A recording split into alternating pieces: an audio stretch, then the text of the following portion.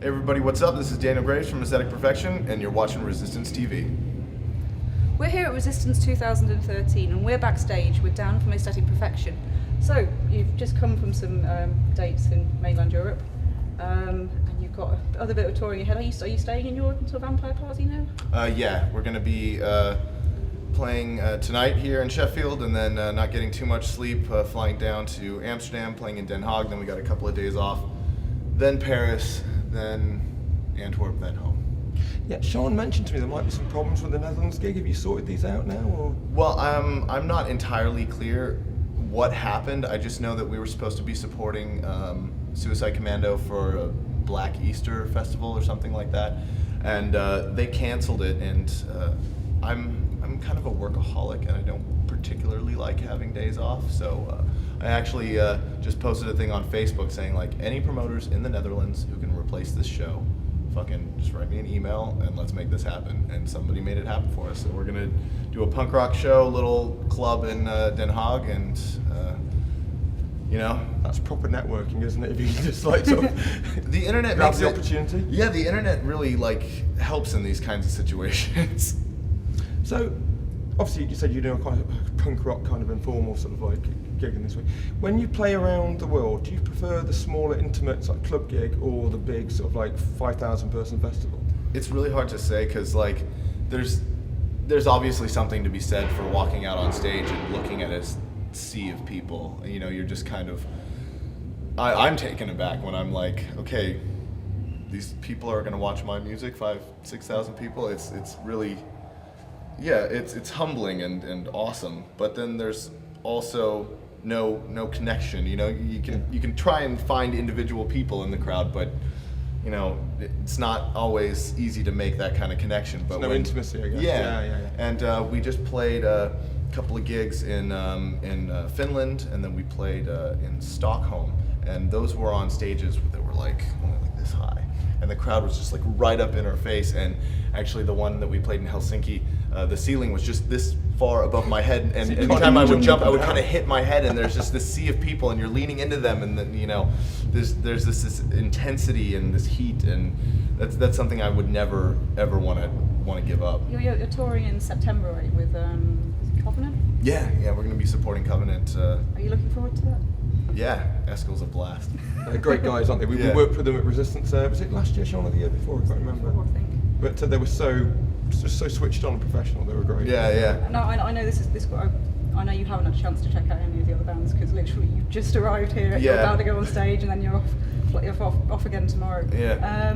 But are there any other bands that you'd have liked to see in Resistance this year? Or what bands are you really excited about at the moment?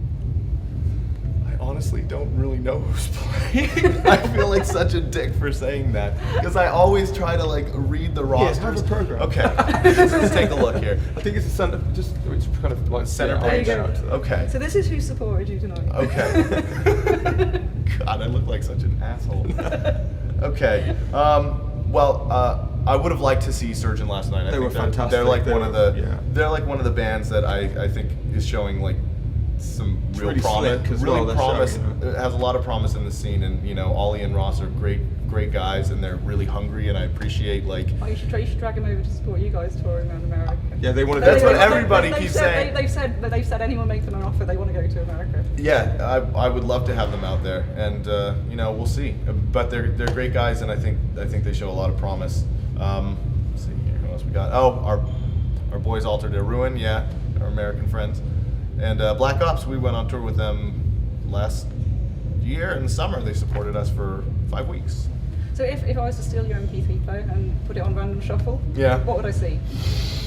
You would see a mix of pop, classic rock, metal, and some like electro, like hard techno stuff.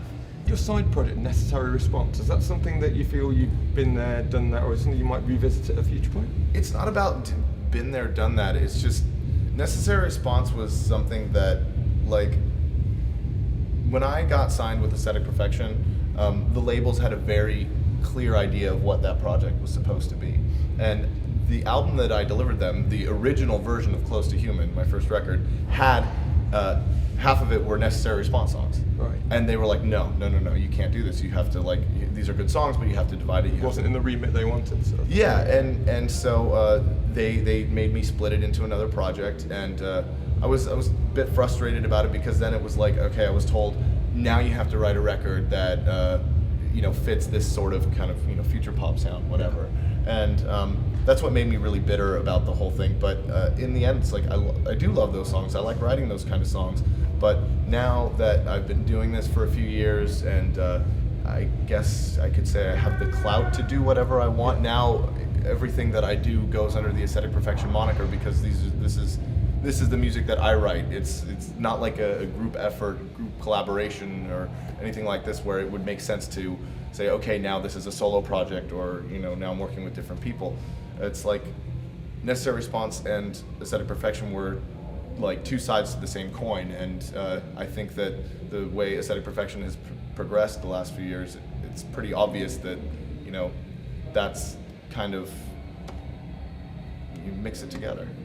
We recently saw you're going to do a one-time only acoustic show in August, and Yeah. that's quite. There was always a running joke in the UK for a while about like the MTV Unplugged idea. Yeah. And there was always like the Orb Unplugged, and it was just nothing, like because a lot, or like Utah Saints Unplugged, just going Utah, you Utah Saints.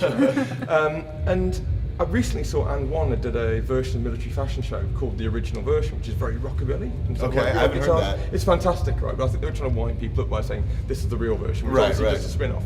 But that sounds quite daunting. What inspired you to do it? Well, it was a joke at first. Like it was more of like a dare, I think. My friend John, who runs Das Bunker in LA, he made some kind of quip on Facebook, like, "Oh yeah, let's do an Aesthetic Perfection acoustic show." And I was like, "Yeah, fuck you."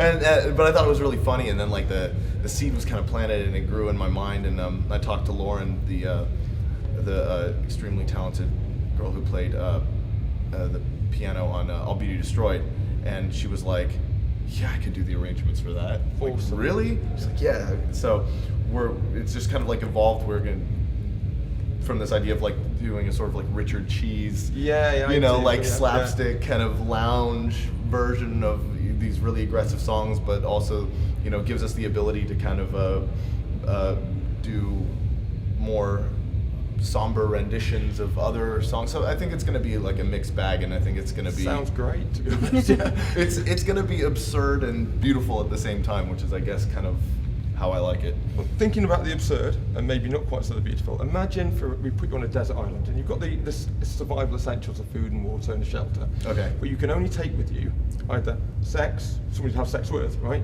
Drugs, or industrial music. Which one of the three would you keep, and which one would you leave behind? I'm going to go for sex. Hands down.